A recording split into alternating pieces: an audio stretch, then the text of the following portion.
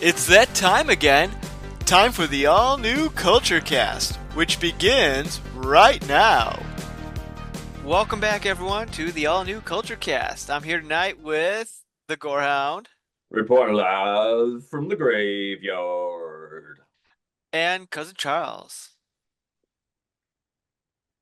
Hello. Silent but deadly. Yeah. So, hello, gentlemen. Welcome. Good to see you. Did everyone have a happy Halloween? Happy post Halloween. Cuz, what did you dress up this year as Halloween? I did. Was it a minion again? You dressed No, up as a minion, didn't ever you? since the Chuck E. Cheese incident. Ever since the Chuck E. Cheese incident, I haven't touched the minion outfit. No, this year I went as 30-something-year-old white guy. Amen. That was my costume. Actually, I will say, I do want to add. Well, I didn't. I don't want to say I didn't go trick or treating, but I didn't. We didn't man the door because we were visiting the in-laws. But my go-to Halloween costume for like the last 5 years has been fantasy sports, where I wear like a Kansas City Chiefs jersey, and then I have a wizard hat and beard on. See, wait, spell that out for me. It's fantasy sports. I wear a sports jersey. Fantasy sports. I see. Okay. Yeah. Good. I like it. Simple and efficient, and I can repeat it year after year. Yeah. You don't hop in the Spider-Man costume? No, that doesn't fit me anymore. It always fits. Eventually. Yeah. I'll squeeze into Superman again. That's why I dressed up as bum Peter Parker, because I can get away with it. Yeah, on Halloween, we did watch Ghostbusters, and I thought of you because of your affinity with Ghostbusters, and it is just really good. Yeah, it's a great movie. The OG Ghostbusters. Oh my gosh, they're smoking in the hotel and just like hiring people off the street. Like, that's fun. If there's a steady paycheck involved, I'll believe anything you tell me. Yeah. So we're talking about Ghostbusters now, and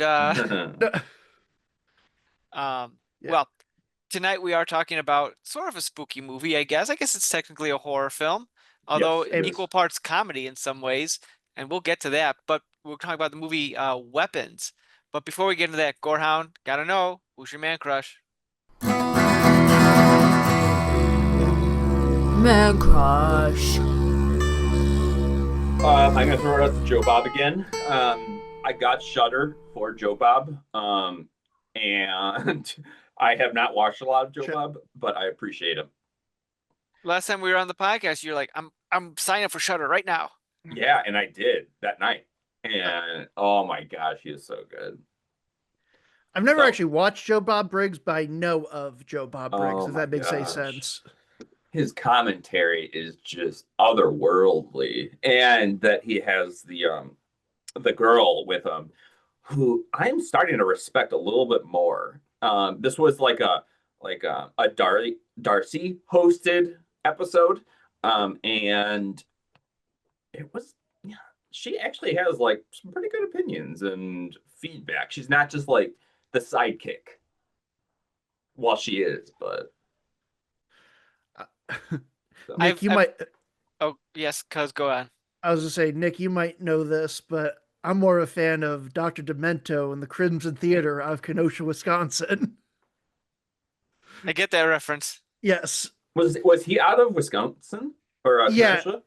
Yeah. So for those of you who aren't on the inside joke, Nick and I, my dad has a friend that we call Uncle Kevin, who lives in the town of Kenosha, Wisconsin, and for several years, he would be kind of like he would show up on this public access like Svengoolie ripoff called Dr. Demento at the Crimson Theater. I don't know if it's a ripoff. It's heavily inspired. of the same ilk. A homage, we'll call it. Uh, but he'd be on there as mad scientist character, Dr. Victor von Screwball or something. Mm. Which, speaking of Dr. Victor von Screwball, he actually appeared on a Svengoolie episode. Did he really? Well, sort of. So about a year or two ago, Svengoolie was doing this like Spawn as Svengoolie, where the idea was submit your submission tapes, and you could be like a sidekick on Svengoolie, which I don't think that was ever the case because I think they had ringers who they knew they were going to hire ahead of time, but Yeah. that's beside the point. But people could, I think it was just a way of a fan appreciation, and Kevin submitted a tape of him as Von Uh, Screwball in there. I did not know that. Well, see, you learn something new. You learn I was local. watching a Svengoolie like late at night, and I'm like falling asleep, and then he pops up. I'm like, wait, I know that person. And you just watch Svengoolie over the air. Well, most of the time I'll DVR and like watch it when I can. Yeah. Okay. Do you have He's a still digital doing it. antenna? What's that? Do you have an antenna? No, we still have Comcast, but we're looking at getting rid of it. We switched our internet providers. Yeah. You But should. I mean, it's like on windy days, it's bad, but like otherwise, like it's crystal clear. the as long as I can get a DVR with it, I don't because Kiwi really wants an antenna, and I'm for it. We just gotta figure out how we want to do it. Yeah, we But can take this offline. that's a Yeah. whole nother discussion. Yeah, for that's a side podcast. yeah. Guys, That Nut Nick's antenna. I'm getting word from from the producers. The check for Peacock just cleared. We can't be talking about Comcast. Well, actually, we could, but Comcast is great, by the way. I should say it's wonderful internet speeds. Their prices are wonderful. They don't try Brought to you by Comcast. they don't try to jerk you around in any way, shape, or form. Yeah, family company. see. So if we say promotional stuff long enough, eventually they'll give us money, right? I that's what I think. That's what I hope. We'll Yeah. find out. But Let's start talking about like better mental health and get better help because Yeah. better help is like every 30 minutes of my day now. well, better mental health is all about what weapons is. Yeah. Well, I like the turn you took. It was a sharp turn where we rolled over a couple of times, but a turn nonetheless. so I was very confused. I was expecting Mel Gibson and Danny Glover to show up, and I did not see them. Well, in the original Lethal Weapon movie, you do see Mel Gibson's Lethal Weapon. Does he whip it out? There's a bit in the very A beginning of the deleted movie. scene? No. It's in the very beginning of the movie. He gets out of bed and like he stands up and he's clearly naked, but you see something just slightly swing into the shot, and you're like, oh, I know what that is. Hey, He's man, such a sweetheart. This is Mel Gibson in his prime. All right, Right. Before the crazy. Anyway, weapons. weapons. This movie was fucking awesome. Yeah, like Yeah, I think there's a critics consensus that this is legit a good movie across the board, and it's just there's fun stuff to talk about. I feel there's a butt coming on there. Not significantly. Okay, like the way you're like going, it's not 5 out of 5. oh, really? Oh my God. I can't stop thinking about this movie, especially like the last 10 minutes, which I almost don't want to talk about because I know no one listens to this podcast, but I almost don't want to spoil it because it's just it it for me that ending took a good movie and turned it into a phenomenal I will never forget this moment in my life sort of thing. Okay. We'll talk about it. We'll get there. yeah. But Because you did watch it, right? Yes. Oh, And actually, okay. I was gonna bring this up. So, how many for the dais here? How many is this the first time seeing it? Have you seen it more than once? I saw it. Well, that's the crazy thing. The world we live in now. I saw it when It it is was a in crazy theater. world. Yeah, saw it was in theaters this summer or earlier Okay. this year. Whoa. Put on the shades. I saw it before it was cool. Well, I'm just ahead of the curve, man. But Yeah, All right, apparently. those that it's Missouri for you yeah, but no. So I saw it in a packed house on like a Friday night. with your popcorn and soda pop.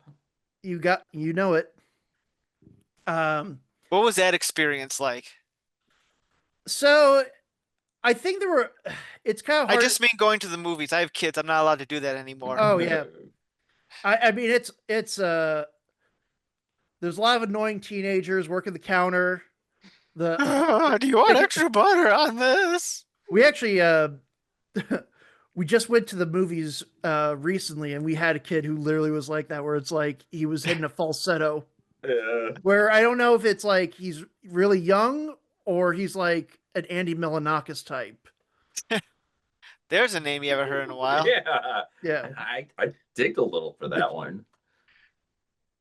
But I mean it was again I mean, again, this was like a movie that I think people were excited to see because it had a great like trailer and stuff like that, and a great hook.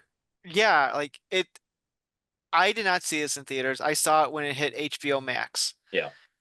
And I was doing my best to put my head in the ground, not to be spoiled by what this movie is. Because I heard through the grapevine that there's a lot of twists and turns in the movie Yeah. that obviously would play better if you didn't know it. And I'm like, I need to see this movie. I won't be able to see it till streaming. Like, oh, someone's talking about weapons, change the channel. Like I do not want to go into this knowing anything. Yeah. Yeah, I only Kudos to watched you, the my man. trailer beforehand for my Yeah. review of it. But like otherwise, yeah, I didn't want to know anything about it because of just how mysterious and cool the Hmm. trailer was. And that it wasn't like what I was hearing about it wasn't that it was like gross or sick or anything. Just that like I wasn't hearing anything about the content of it. And I was like, okay, so it must not be like um overpowering in one aspect or another, like a Saw or Hostel. So You mean you didn't watch like those YouTube channels like heavily spoilers were like weapons breakdown? What does it yeah, actually mean? It's all Uh, AI generated. yeah. Pretty much. Oh my god, there's so many of those channels out there.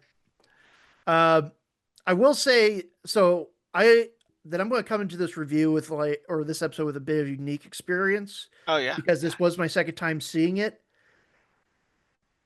I'll be honest. I personally think it is a movie that is really great.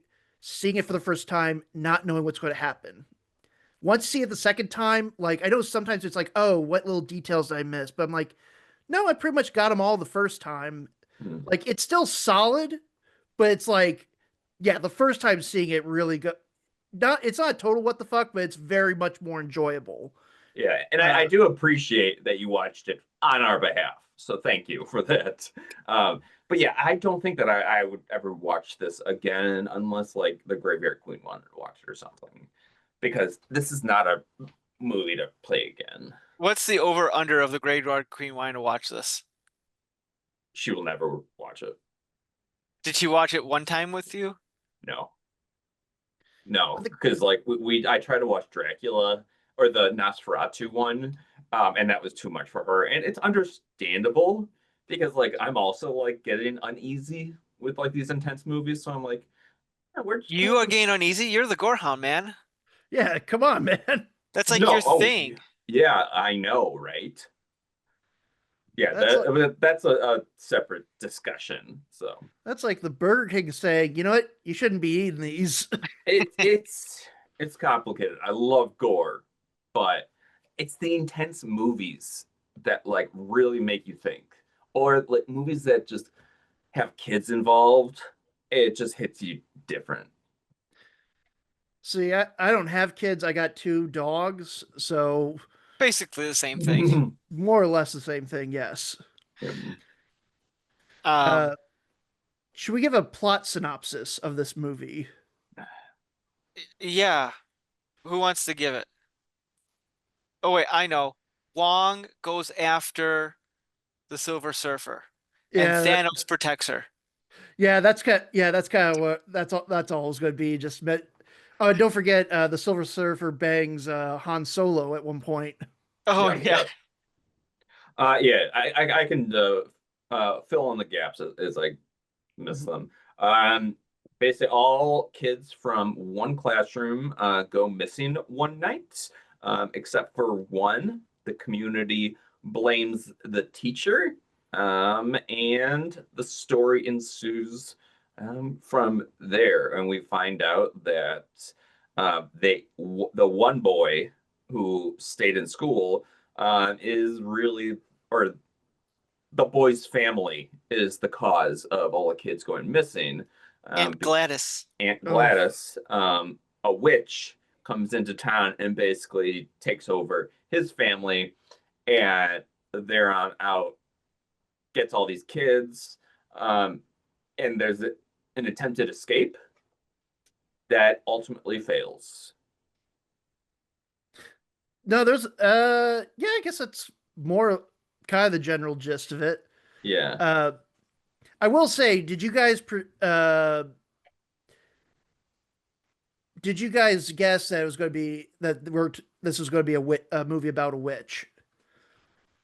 Like, I Not had. or what point was it? I mean, I will say, like, in high, kind of on my rewatch, I'm like, okay, kind of pretty obvious where it's like somebody writes on the side of the Silver Surfer's car, which I'm like, I feel Mm, like more people would probably write that word, but with a B in the front. Like, yeah. which is that's a very specific Right. right. name. It was a pretty good hint that put me in the Yeah. right direction. Where I think I figured it out pretty early, and well, I kind of suspected it, and things started lining up, and I was like, okay, yeah, that seems to make sense. Yeah. I didn't necessarily think it was a witch because honestly, for the first half of this movie, until Amy Madigan and Gladys shows Mhm. up, like I didn't know like obviously it was something supernatural, but like maybe I was just like into the whatever was going on. Um, Yeah, before like when she showed up and she had her like twigs, I'm like, okay, this is she's the culprit. I don't think I connected, oh, a witch necessarily like right away, but I'm like, this is clearly witchcrafty yeah, sort of stuff. And it's like, yeah. Yeah. This was I went into this basically first half hour. I was thinking this is probably either a witch story or a Montauk Stranger Things, like government cover up type of thing. Mm. Because of the narration exposition at the beginning, I was like, okay, so this is a third person perspective um, that could be a government cover up. I see. I'm sure I'm probably not the first person to make this connection, but I really love the opening narration with like the creepy little kid because who it gives the is whole not a story. kid in the story. It's just some random No, third, Yeah, yeah. well, but that's but here's where I'm going to Sorry. go with that. No, all good. Uh, So like is I that was saying, God damn? I'm losing my train of thought. sorry, Oh, you're or am fine. I? Lethal Weapon. Go. Lethal Weapon. Um, Murtaugh. No. What I was saying about the little kid narration is that kind of gives a sort of like urban legend, like ghost story Mm, vibe to it. Like this is not a kid that was part of this, but like, like kids in the town telling the story years later. And it's Mhm. mm-hmm. like, oh, this is what happened in this school. So it's like, who know where it's like it could be a retelling of like how other people have interpreted it. Sure. But You know, you that is a really interesting perspective. yeah, And I'm going to tell you why that's an interesting perspective. please. So the movie is structured where there's like three or four different sections Mhm. where you see a chain of events from a different character's point of view. One from the teacher, one from Josh Brolin, one from the principal, like different points of view. Mm-hmm. And there are some scenes that are repeated in the different versions. Yeah. And those scenes are different from version to version. At least something that I noticed. Like, How could you tell? well, something was Because I was trying to look out for that. Like, what's different in this scene? the thing that clued me in was when was it Julie Gardner, the teacher, Mhm. Silver Surfer. she meets Han Solo at the bar. And I think in her version of the events, he comes up to her in the bar and sits down. In his version of events, she meets him at the door before they Hmm. return to their seats. I'm Oh, pretty sure that's how it went. And because when I saw him, like, did they make a mistake there? And then I'm sure that if I went back and watched, I'd pick up more of it. But like, there's another sequence where the teacher's on the phone with the principal, and the principal's saying, "Don't go to their house, don't go to their house," and it sounded like he was just like absolutely yelling at her, like, "Do not do this." Um, but then when you see that same scene from the opposite end from the principal, he's way more calm and um measured. He's measured. It's more of a concern, like, don't go to their house, you can't afford to do that kind of thing. And um, at least There I might have been another scene when Han Solo was arresting the guy. I was like, yes. I feel like something just happened between these stories.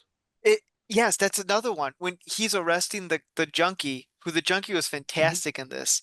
Yeah. Um, give him a Very prequel. Silent Bob, or very Jay Yeah. from Jay and Silent Bob. Great Um, chunky. he when he in the cops version of it, he's like, "Okay, sir, be good, sir." You know, he's very. But in the junkies version, like, "Okay, asshole," he's like being like a huge jerk to him. So like, there's the like it changes based on whose point of view it is. So Hmm. like with you saying like this is like the kid's urban legend, like was this an actual well, in the movie it is, but like looking back, is this a witch or is this just what the story has evolved to in the kids the town legend sort of thing? And Yeah.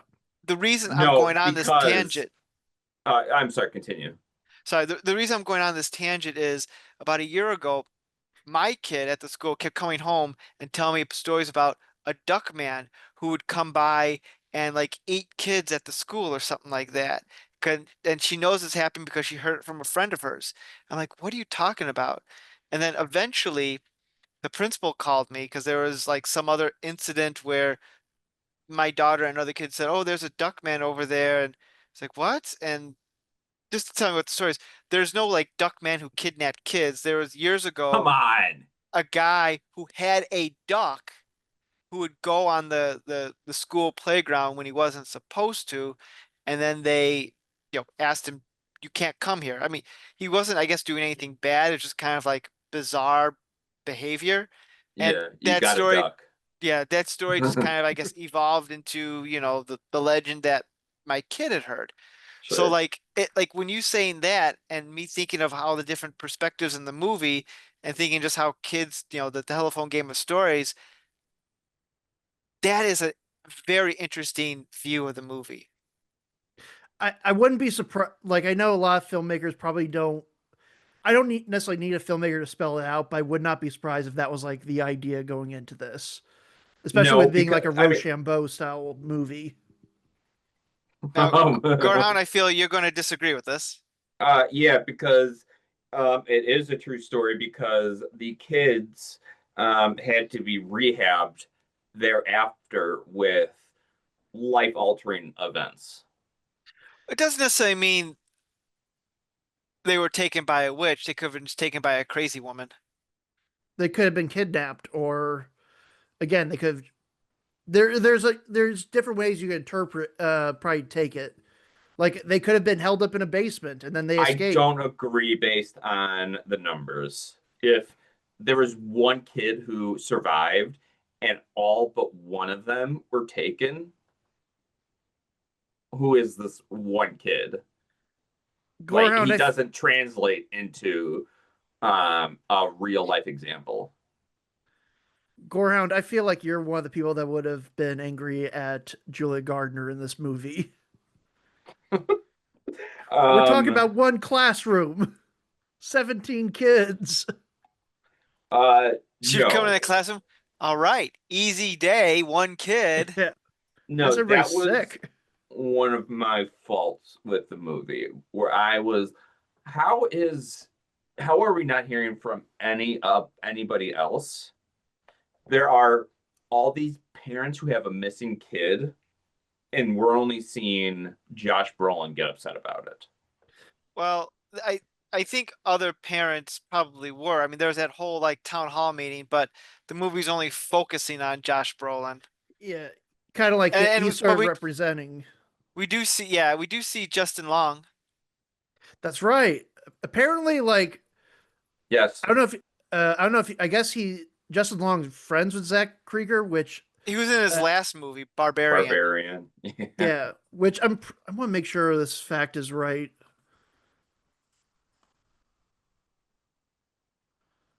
Yeah, okay. Oh, Yeah, he's of go like ahead. late 2000s comedies. He was in the white. I guess he got started in The Whitest Kids You Know.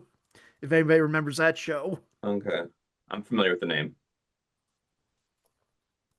Have you Um, guys seen Barbarian? I I have have not. not, Yeah, although pretty I know the worthwhile. twist. I've Oh, heard about the twist, and What a yeah, twist! that's why like when Weapons came out and it was made by the same guy, I'm like, no, no, no, I don't want to know anything because something crazy is going to yeah. happen at the end that You you got to don't jump see. on it as soon as possible so that Yeah. you can be in the know. Excuse me. No, I did have a few disagreements about the movie, and that is why I wouldn't give it a 5 out of 5. I Okay, will say, where? oh, go on. No, you go. No, you go I ahead, Nick. I will say there are a couple of I don't know if I call them plot holes, but kind of like, huh, what? It doesn't make much sense. But like, I'm willing to just like the vibe of the movie is so like good in my mind that I'm willing to ignore. Like for example, the one kid who was did not go missing. Yeah. Um, How is they didn't. nobody talking to this kid? Yeah, or like like just like both parents suddenly fall ill with consumption. Um, and you have this weird ass aunt who's doing all the talking, who's not even the legal guardian. That's sus right there. Um, Right, and and the inconsistencies do build up to the conclusion, so it does snowball down. But I and feel like the missing part is what happened between the day that they were taken and the time the movie starts. Well, they Because kind of if show it's like that. a week, like there's something missing to the story. If it's like 2 months, sure, but I'm like, we got to uh, know that I think like it's it's been not at just these least characters. I think it's been at least A month a since the kids were. month. Yeah. Yeah, that's what the film. That's part of that before before we cut into the first story with Julia Gardner. That's like I think they do a quick thing like they talk to Alex, they interviewed him, and then eventually they go, "Oh, the trauma is too much. We need to let him have a normal childhood." Like they just kind of like go, he's not going to give us anything. I will say, like, I don't know if this is a plot hole, but it's just more like I don't know if that would make sense or not. Like, so these kids, so like they mention, even Josh Brolin brings this up. They're like, what about the canine reports? I'm like, yeah, police dogs are usually pretty good at like finding people. And I imagine kids running barefoot, unless like the magic spell gets rid of like any trace of them. Like I feel like the dogs be pointing towards that one house or in the woods behind that house if You they're know, really searching the town all over. and also I didn't think about that, but also like how many people have Ring cameras that they couldn't like, hey, we need to see all your Ring cameras and like do exactly what Josh Brolin does. Yeah. I don't know if that's meant to be, and I'm not saying this as like dismissing it. I legitimately don't know if it's meant to be like a plot hole, something that the movie needs to happen so Josh Brolin can figure it out, or if it's supposed to be a commentary on incompetent police work. I'm gonna probably go with the police work. They're just like, look, those kids left the house by themselves. We don't know what to do. Right. It there's I've heard some people say, oh, this is like and I'm not trying to get too like political, but it's like some people are like, oh, it's like a, a allegory for like school shootings because there's like the one weird dream sequence that Josh Brolin has where there's like a gun The floating above a AR-15 or house. whatever. That's my most Yeah, which is significant just like complaint about this movie. That's a weird touch to put it, in. it's very much like I feel like the director's trying to say something, But like but we the never weird thing, really address that again. yeah, the weird thing is the director denies that it's about school shootings. I mean, I could see where people are coming up with that. I thought about that as well when watching the movie because it's like these kids are gone. Some people are outraged. The cops are like, hmm. And like after a month, people just kind of like, well, time to move on. Let's Right. stop caring about it. Yeah, I think that the thing that this movie does most successfully is illuminate the failures of everybody. It Mhm. yeah. shows just how much everybody is at fault to this. Um, because like Josh Brolin, like his kid was a bully. Like Yeah. he Yeah. started it. And like this teacher is an alcoholic who sleeps around. Like you're Well, do we know she sleeps around or is it just that one guy? I think it's just the one guy. And to Are be you I slut thought it fair, shaming was her? part of her character. I know she likes the booze. yeah. Right. And Hey, who doesn't? as a school teacher, you have a higher responsibility of character. And I'm not pulling the Republican thing, but these are stereotypes of people. Nick, you're in the As educational someone who field. used to be an educator, I'm not a big drinker, but I can assure you, No, like because she teachers also like to throw had them back. other faults to her character, like hugging kids, or getting too close to kids. She has some faults with her character that the principal or president She is does, yeah, addressing. they did address that um Is too close with too kids. close, yeah, too close with the kids, and I think it's implied because she like just is really into wanting to be a teacher, and she gets really close to that border where it becomes inappropriate. But I don't think that comes from Boundary like a issues. yeah, I don't think it necessarily comes from a bad place, but just kind of like knowing where to draw the line. She has some issue with because she wants to go and talk to the kid, which she hasn't been allowed to do.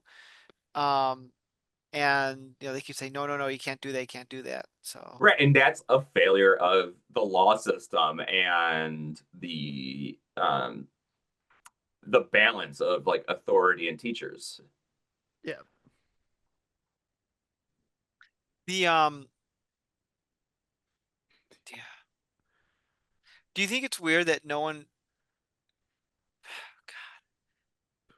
thought it was weird that this one kid was buying like 30 cans of soup a day? Nobody in this town must give a shit seeing this kid come in and out buying all these Campbell soup cans. You know, or nobody is just Uh, checking in on him. And I'm like, this kid is not going to be able to survive on his own with just a credit Crazy, card. oh, crazy Aunt Gladys.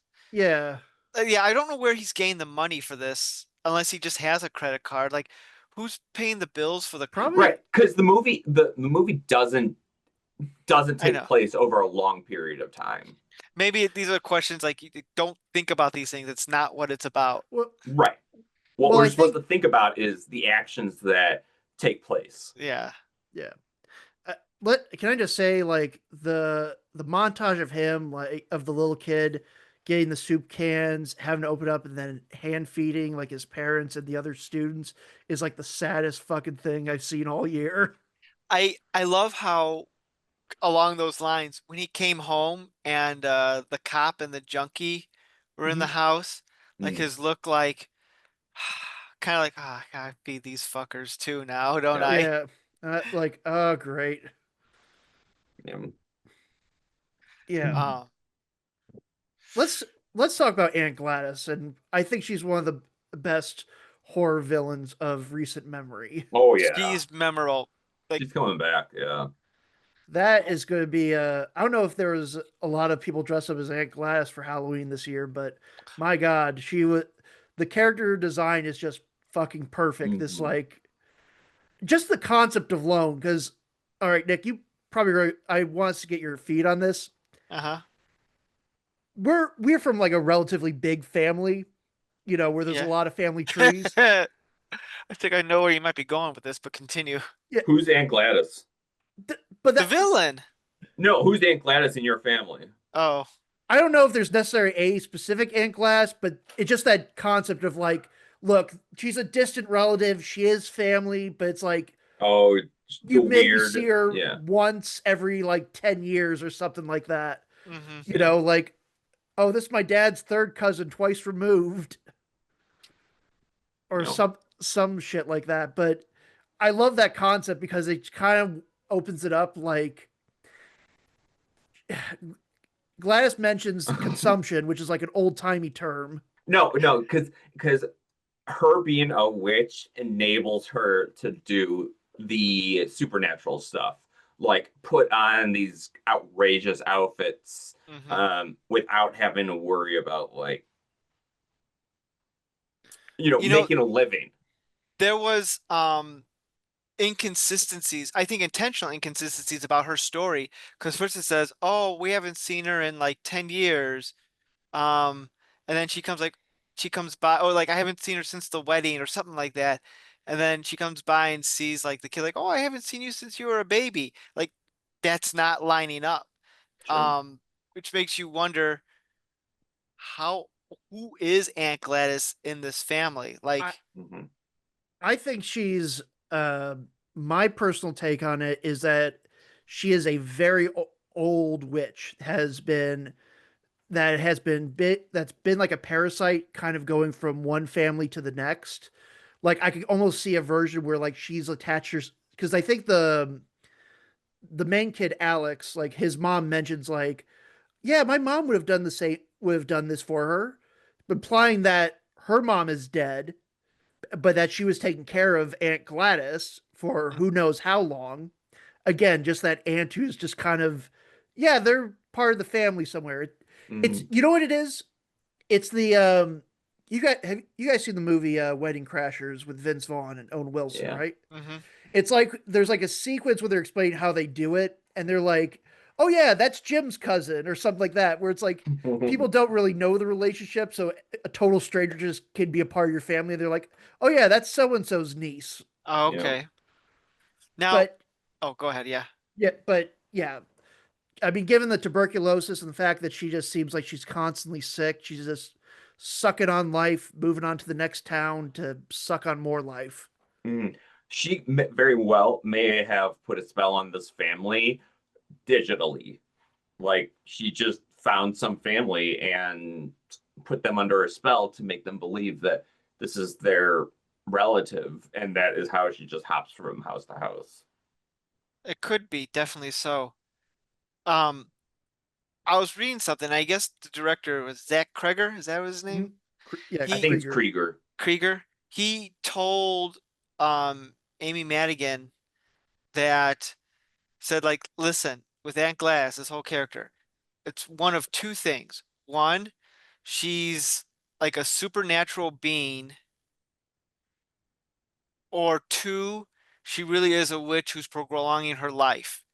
You get to choose which is her backstory. Do not tell me what it is. Um, which I guess would inform her performance. So, So what was the first one? like some sort of just supernatural being that just Okay. attached itself, and the other one being to someone who's very, very ancient who's using witchcraft, like a human who's using Yeah. witchcraft to like prolong their life.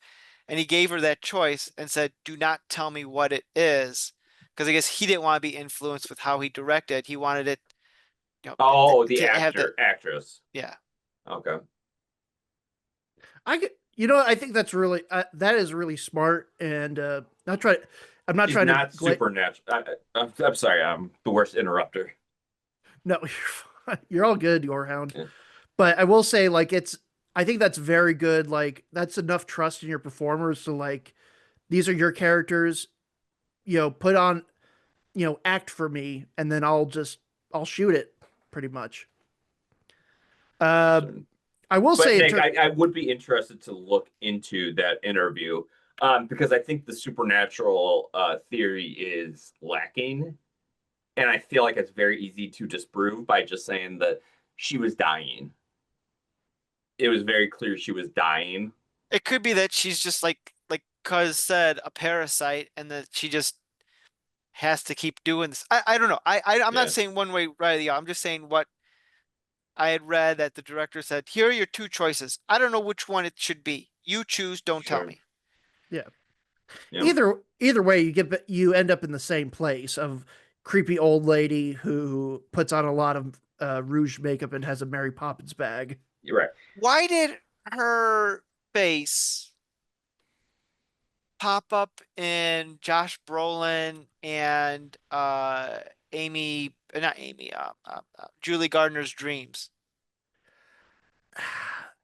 See, that's like one of those things where like someone a lot smarter who's better at film theory would probably be like, "Oh, it's because of this or that." It could be that you know, she's just infecting the entire town. I Um, think it's that is you that know, she's just has this spell that is being cast out further and further, um, and it's fighting back against her. Where like the spell as it grows bigger, um, it gets weaker, and that is how her spell finally fails. Is that people start to catch on, her influence wanes, and she has to and leave. right, Uh, Like too many important people are disappearing. right, and you're not that good of a witch to control. It's not like a Scarlet Witch thing where she could just control the entire area indefinitely. It's well, like, and I think going back to the idea that whatever Ant Glass is like really ancient. Like I'm sure the modern day, it's harder for her to like hide what is happening. Like the fact that she brings up like, oh, they have consumption, like which is like tuberculosis. Like, isn't that like dangerous? Oh no, it's not. Like she just said, she's so old, she has no idea that people would think when you know you tell someone back in the 1800s they have consumption, they're like, yeah, I get it. Like keep them yeah, away. Versus, You know, that, you saying that, like having an ancient being, it makes me wonder, like, I love the Highlanders franchise. I know they're making a remake with Henry Cavill. I don't know how you're able oh, to he must be pull so that. happy. I must be happy. He must be happy. He Yeah. loves those things. I'm wondering how that would even work in today's world. Like you'd almost have to have it as like the original Highlander keep on the 1980s. That's about as far I think as you could push it without it being like, wow, does no one realize that these people are still alive and with today's technology and everything like that. But Sure. to be fair, the 80s was like I mean, anything before the digital era, you could pretty much hide. exactly, that's what I'm saying. Like, but like Yeah, after that, like how are they going to hand wave that away, you know? Yeah, facial recognition. magic. A wizard did it. I mean, in the original Highlander movie, the the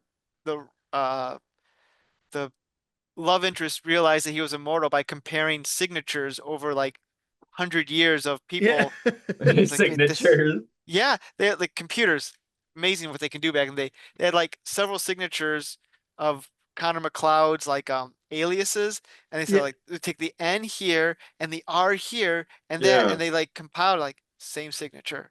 They're like, Yeah. what? Well, it's like going back to our Superman 3 review, where it's like the 70s and 80s computers are magic. They just do whatever you need them to Yeah. do. It's true. Uh, oh, what else? Um, Oh, the one thing I did want to bring up, jumping off from the Aunt Gladys dream sequences, Josh Brolin gives one of the greatest "what the fuck" since Tim Robinson. Like um, my theater, like people in the theater I was in were like laughing hard at that, where he's just going, "What the fuck." and I think that was the right reaction. Oh, Like, absolutely. here's my question. Like, this movie is hysterical at times. Like, it'll Yes. go from like being wildly funny to like terrifying on a dime. I have to ask you, cause you saw it Mm-hmm. in a packed theater. Mm-hmm. The scene where Julie Gardner falls asleep in the car and the door opens. Like, I'm watching at home. I'm like, Yeah. oh shit, the door opened.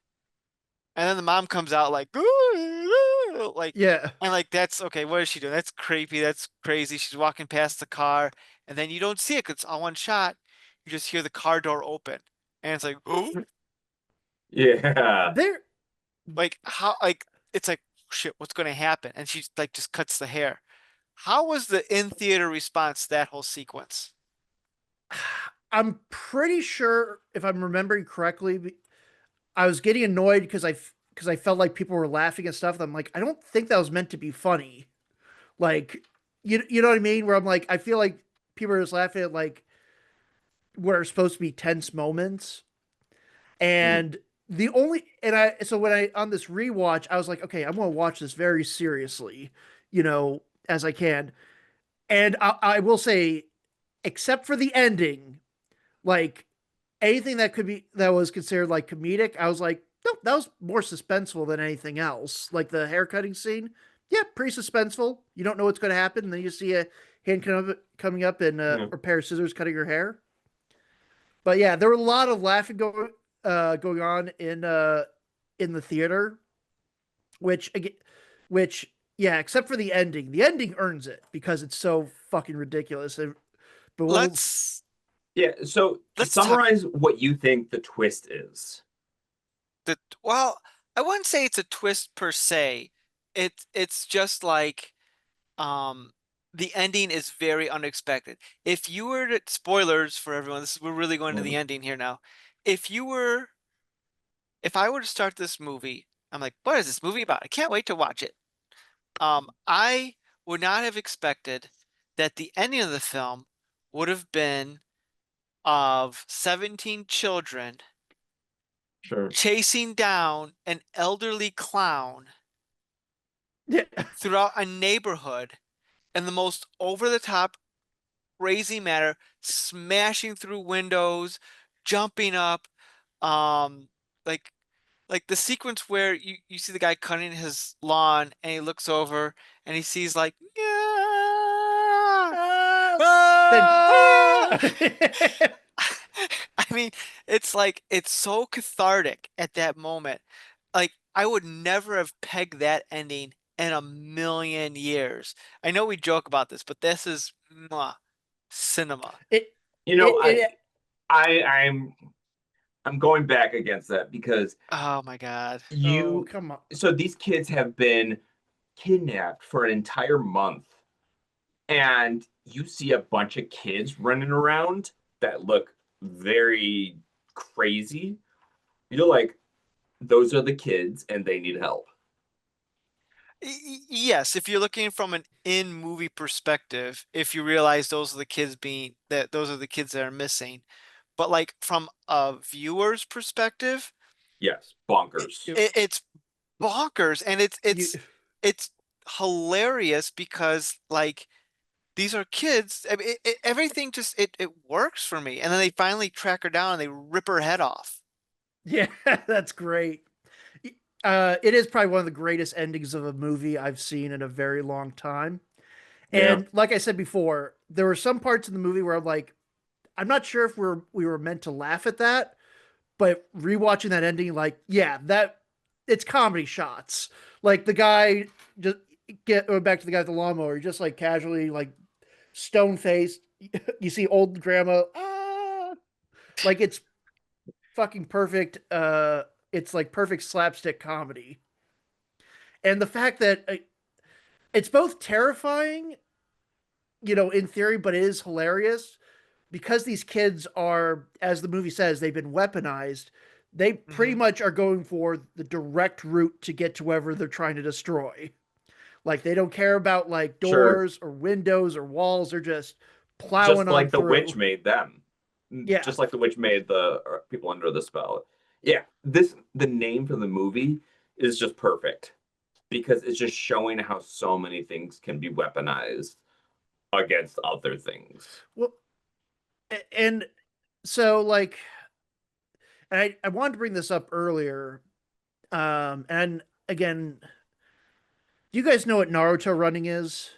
Yeah. Yeah. A lot of people bringing that up.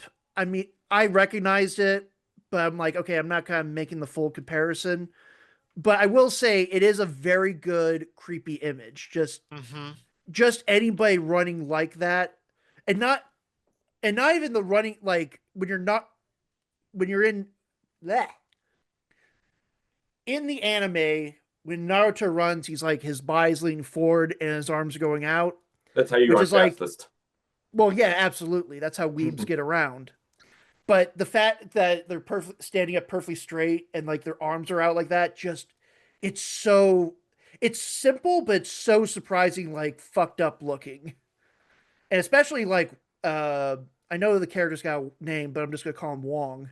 Yeah. Like That's when he gets possessed, kills his boyfriend, and then his fucking face is just like the eyes are like bulging out of his head. It's so fucking disgusting and awesome. And we remind me why the eyes were like that. I'm assuming so. It seems like when you're under the possession of, the witch's like little stick thing, like you pretty much lose any normal, like your any sort of like sensation of pain is just gone. And so when that happens, it's kind of like if, You're basically like a zombie at that point, pretty where much, but yeah, where like you don't But feel that's not how like a you can zombie just punch. looks. No, but what I'm saying, like, okay, like if you were to punch, like if you couldn't feel pain and you were just like punching like a wall, like you'd be destroying your hand Right. before you felt like you were destroying your hand. It's the same thing. He's using his head, and I think as he's smashing his head into his boyfriend's head, his eyes are just he's bulging getting out from the. damage. Yeah, Kind of like how the Oh, I parents were like didn't think stabbing themselves with the fork and had like no reaction to it. I didn't yeah, think about him damaging his own eyes. Yeah. Okay. yeah. Thank you for We're convincing me. But oh, go ahead, cause sorry. So I have lots of thoughts in my head at the moment. okay, I will say going into the zombie aspect of this movie, another portion where people were laughing their heads off is that sequence where Josh Brolin's fighting the zombified tweaker, and like you get punched down, then Oh, Yeah. like people were laughing hard at that, and like that was, and on rewatch because I was again a little annoyed in the theater. I'm like, we're watching a horror movie, people. Yeah. But rewatch it, yeah, it's pretty ridiculous. The fact that he's just like fuck, just stay down. Yeah. I mean that is yeah. I found that to be it just keeps coming. It's like what? You know,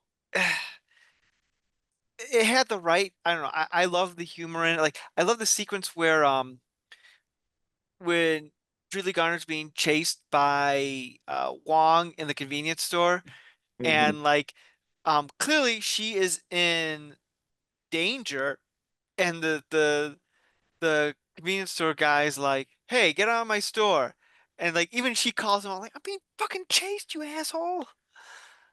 Well, Josh Brolin like fucking tackles Wong into like the fucking tall boys section of the liquor Right. store. Mhm. But during their first attack, that was so raw when hmm Wong attacked them. Because I was like, Josh Brolin is like such good acting because like he was not ready for it, and he was like, "What is happening?" And Where's my gauntlet? He just looks so surprised. And I was like, "That's just like superb acting right there. Like you couldn't have asked for a better performance right there."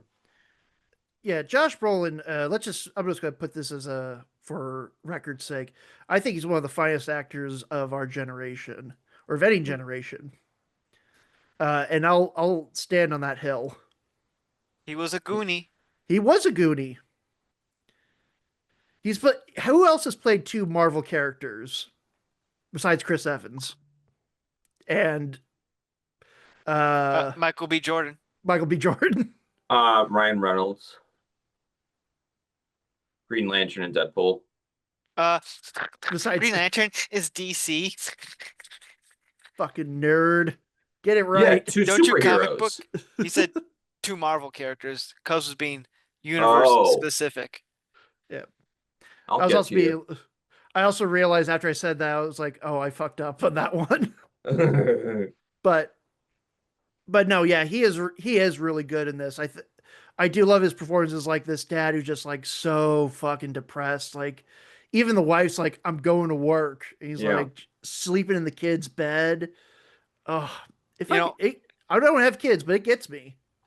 Even Josh Brolin is a bit of an ass. Like when he's going after what's her face? Oh no, at the end of the movie when Aunt Glass is like decapitated, like he was like choking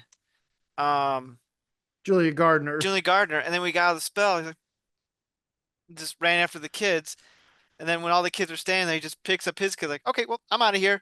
It's like, dude, like, are you gonna call? Let everyone else know their kids are here? No, he's all about his kid. Yeah. I will say, and I guess, well, it could have been that he just followed like the trail of destruction, but a more creepy idea is that he was fully aware of what was going on while he was under the spell, which says a lot for like everybody else who was possessed by this witch, of them having some sort of. Why do you think that? Well, okay, like let's go with the idea like instead of him just following the trail of destruction, he remembers seeing the kids leaving the house. So, although, yeah, he could have just. That's what I'm saying. Like maybe he saw the kids run out of the basement. Because so did he? Because he got out of the spell once the witch died, right? Correct. Once her head got, again, great gory shot of like her mouth being like fucking ripped open. Oh, those little kids are going to be traumatized for life. I wonder what they told them on set. Their weapons.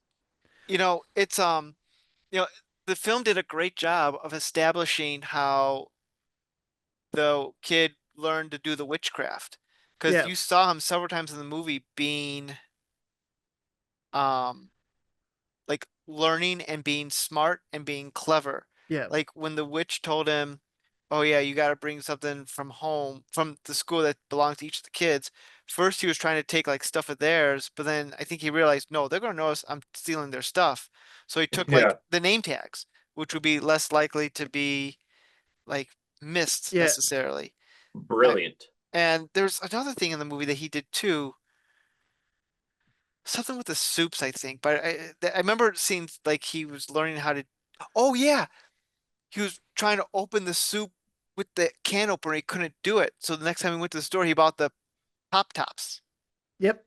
So he was learning, and so like he knew. No, he's good at problem solving. So he quietly knew how to do it, and yeah, because I think the rules are. So you take the twig, you take a personal item of the person you're wanting to possess. You add blood, and then if you have a target, you then put a bit of their hair, and then snap the stick to start the attack. And you have to say abracadabra. Yeah. Alakazam. I think if she said wah wah wooza, I don't think that would have. Whizzle wuzzle? Yeah, yeah. She started saying "whizzle wuzzle." I think we might have lost people there. This is entertainment. But We need more Borat. Nah, the Borat and Gladys movie. Oh my, that would be bonkers. Sasha, okay, Sasha, get on the phone with us. We're willing to talk. We got ideas. Yeah. We need more Sasha around. Oh god. Yeah. I mean, Borat did come back in 2020, so we got that. Did that come back in 20? Was that 5 years ago now that movie came out? Borat 2? Subsequent we film or looking to- something. Yep. Subsequent. Yeah, Borat subsequent movie film. Yeah, 2020. Wow, I can't believe it's been that long. I know. The last Oh, I 5 years know. have been like equally 5 minutes and 5 decades at the same time. I Yeah. don't know how that's possible. Alrighty. Uh, Let's wrap um, this up here because it's getting a little late on my end, but I'm done talking. we're done talking. Done. Done with this. Through. We're done professionally. Um I I really wish I had like a little this stick movie. I could just snap. Yeah. Yeah, we should to end this, we'll all get up and like run out in the Naruto run. I You really ruined it. I thoroughly enjoyed this movie. I you make an interesting point about being able to rewatch this because like once the mystery is gone, unless I'm watching it with someone who's never seen it before. And like I could like get through Okay. Are you being kicked out? I don't are you getting kicked out? No, Megan. No, Megan's mentioned that we can see the Northern Lights. Aw. I want to go see those. I want to see some real magic. Um, unless I'm watching this movie with someone who's never seen it before, like I don't know if I would go about it unless I want to throw something on for background noise, but I don't know. As a film, thumbs up. I would almost give it, if not depending on my mood, either a 5 out of 5 or a 4.5 out of 5. I think the Han Solo character um has a lot more to it that I don't understand. But he is the kind of the last remaining thing that I'm like, there's more to him that I think I could uncover by watching this. That's fair. He's definitely a POS, that's for sure. Yeah. Is he though? He cheats on his wife. Yeah, he told Julia Gardner, "Oh, we're on a break." There's more to him. Yeah. There might be. He's got a great death sequence where he gets shot and he's still fully choking her but just bleeding from the throat. And then the fucking potato peeler Oh God, yes. where it just like there's no reaction. I'm like, oh, that's so fucking creepy. And it's so terrifying how a zombie would actually attack. Just like there's just nothing human about this. Yeah. Well, Gorehound Cuz, any final thoughts? Yeah. So there were a few faults with this movie where I'm not going to give it a 5 out of 5. The gun sequence took me out of it. I was like, I love that this movie's making you think about weapons and the roles of each character. And I saw that gun and I was just taken out. I didn't like it. It was just way too. Why? I don't get it. That was weird. Yeah. So, go ahead. Keep going with your thing. The gore of the parents. The parents were, I felt like personally, I did not like what happened to the parents. I thought that was way too grotesque for a child to undergo in a cinematic movie.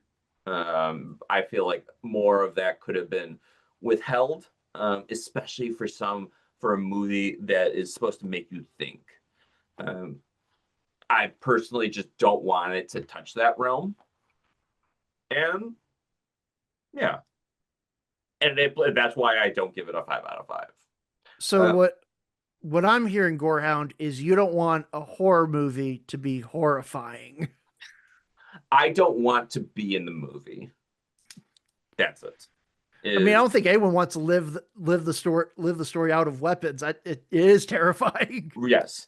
I don't want to watch a movie that has to do with a parent and child as the one of the core elements of it.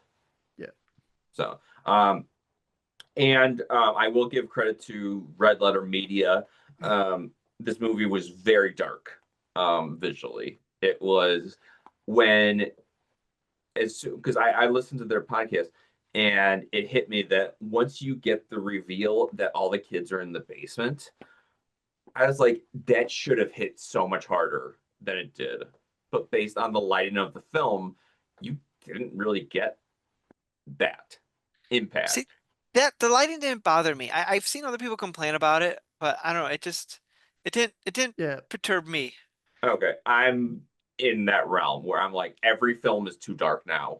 I have to adjust the bright lighting on all of my films. Well, I can't argue that point, but it's because I just watched a movie yesterday that was 1981, and it was shot on film, and I'm like, this is so nice and refreshing to see something that isn't just digitally perfectly crisp and clear. Gorehound, you like B movies from the 1970s where they do use day for night shots, put a blue filter over over them hanging out in the desert. Actually, kind of like what your screen is doing right now. Yeah, no, the podcasts are too dark nowadays. The forest with the fog and the moonlight, I would live there. Cause final thoughts.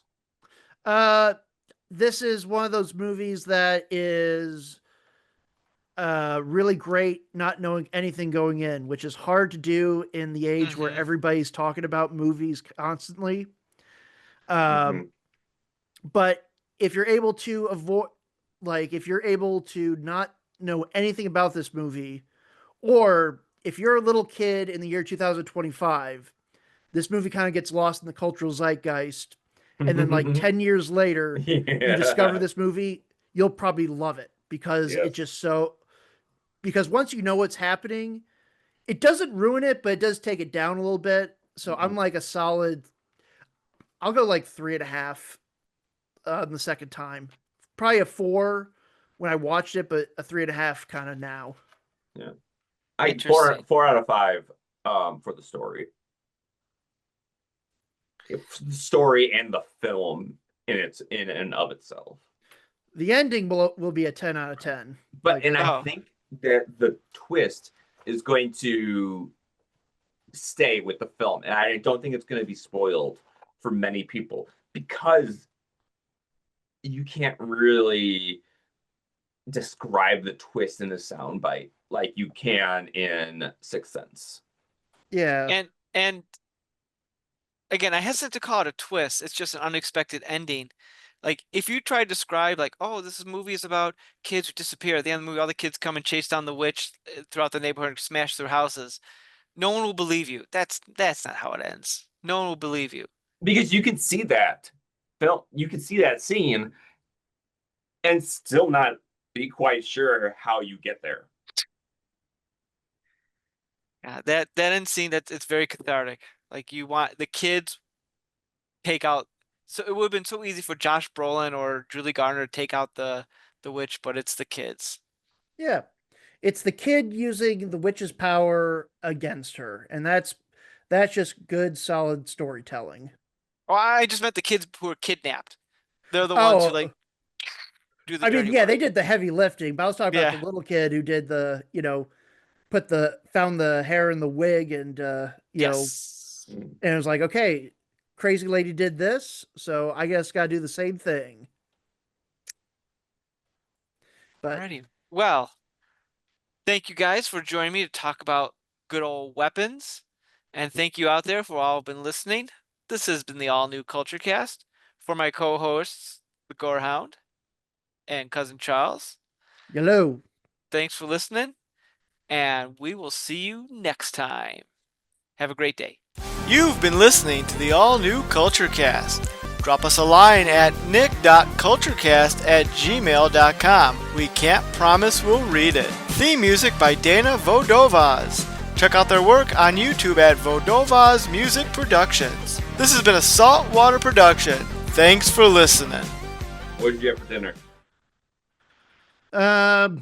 Salad. It was like a mixture of like potatoes, rice, chicken, salad, and Brussels sprouts from yesterday's dinner. Damn. Yeah. Staying healthy. I had Brussels sprouts tonight as well. Yeah.